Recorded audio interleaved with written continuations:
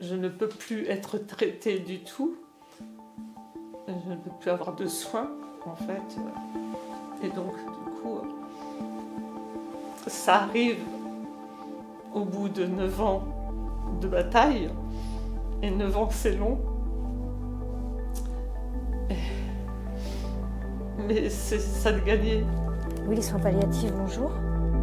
Oui, Nathalie. À tout à l'heure.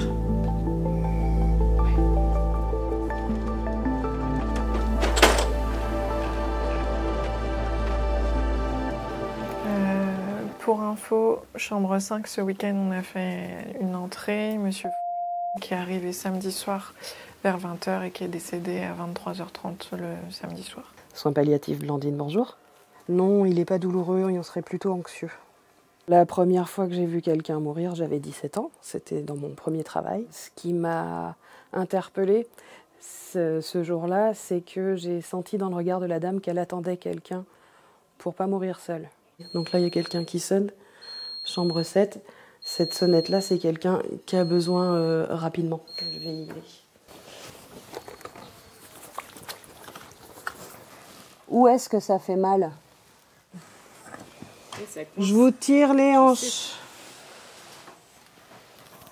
Voilà. Allez, encore. Encore. Donc c'est un monsieur qui a des risques de chute. C'est pour ça que plutôt que mettre des barrières, on met un matelas par terre. Ça n'empêche pas la chute, mais ça amortit. Ça empêche les blessures. Parce que quand on met les barrières, les gens tombent de plus haut. Aujourd'hui, le temps est tout gris. Dans notre rôle d'aide-soignant, on apprend, voilà, derrière une chambre, il y a une histoire, il y a une vie, il y a une personne différente. Donc on apprend à pouvoir s'ouvrir à tout ça. On est vraiment au plus proche et on peut s'autoriser à, voilà, à pouvoir accueillir, que ce soit la douleur, que ce soit l'angoisse, que ce soit aussi un beau moment. Enfin, on vit vraiment des beaux moments de partage où on est témoin des fois de jolies choses et ouais, on essaye d'être... Voilà, ce temps qu'on a, vraiment, il est utilisé pour nos patients et ça change tout. Moi, en ce moment, je suis vraiment en recherche de sérénité, donc en introspection. J'ai pas le temps d'écrire mon histoire, mais j'aurais voulu. J'ai pas eu le temps. Là, j'ai plus l'énergie. Et parler de sa fin de vie aussi, bah des fois, c'est pas facile. Ce que je ne veux pas, pour moi, c'est très important, c'est ne pas montrer une déchéance dont j'ai pas forcément, moi, envie de montrer. Alors, évidemment, à mes proches.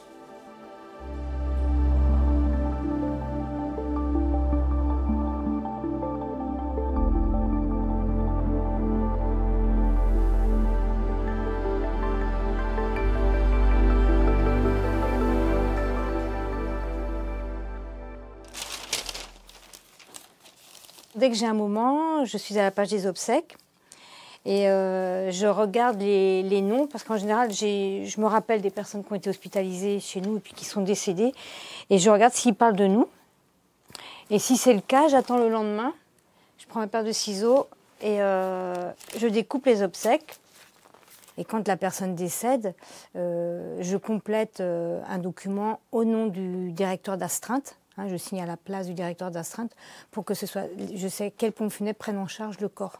Donc moi, je fais le relais entre les familles et mes collègues infirmières, médecins ou aides-soignantes. Oui, les soins palliatifs, bonjour. Oui, Nathalie. Monsieur Durand, et le prénom, c'est comment? Alors, l'unité de soins palliatifs, on a ici au CHU de Rennes, on a 16 lits d'hospitalisation, sachant qu'il y a une 17e chambre, parce qu'il y a une chambre double. On peut accueillir des familles il y a une porte qui communique avec l'autre. Les soins palliatifs, ça fait souvent peur. Et en fait, ici, c'est un lieu de vie. Ici, c'est un lieu de vie, on écoute de la musique, on rigole, on mange, on pleure, on vit, quoi. Donc, Moi, je trouve que c'est bien. C'est pas l'hôpital comme avec les odeurs, avec bon, mais ça n'a rien à voir. Ouais, c'est un lieu de vie. Je mets de l'huile, je la chauffe dans mes mains. Et après, on y va. Et j'ai été formée à ce qu'on appelle le toucher massage. Donc c'est comment intégrer le massage dans les soins quotidiens. Est-ce que c'est là que ça fait mal? Plus bas. Plus bas. Là? Ouais. Quand on a une douleur, le muscle se contracte autour. Plus le muscle est contracté, plus on va ressentir la douleur. Donc un antidouleur, c'est très bien. Mais le muscle va toujours être contracté et va garder la mémoire de cette douleur. Parce que quand on est malade, le corps change. Et du coup, ça permet aussi de se réapproprier le corps et l'esprit, que les deux soient associés. Bon. Parfait. À tout à l'heure. Ouais. Du coup, je vous ramène des petits magazines. Donc, les chevaux, j'ai trouvé sur Vienne. On est un petit maillon, mais c'est vrai qu'ici, moi, c'est ce qui m'a, au départ, dans l'équipe, surprise quand je suis arrivée, où la parole de l'aide-soignante, je ne dis pas qu'ailleurs, elle n'est pas entendue, mais il y a une certaine hiérarchie ailleurs. Et ici, même si la hiérarchie, elle est là, on va s'autoriser à aller parler, enfin, interpeller le docteur, poser des questions aussi. Ici, ce qu'il faut être aussi capable de... peut-être d'accueillir, c'est parfois la douleur, parfois la tristesse, parfois la peur. C'est pas si simple que ça, voilà. Et moi, j'aurais préféré effectivement choisir le moment, que en faire quelque chose finalement peut-être de positif, voilà quoi. Un départ où, voilà. Ça sert bien, c'est agréable aussi de savoir que vous vous sentez bien avec nous. Et que voilà, ça aide aussi à avancer dans votre tête, à vous soulager. D'ailleurs, vous ne pouvez plus avancer si vous y pensez. Donc, voilà.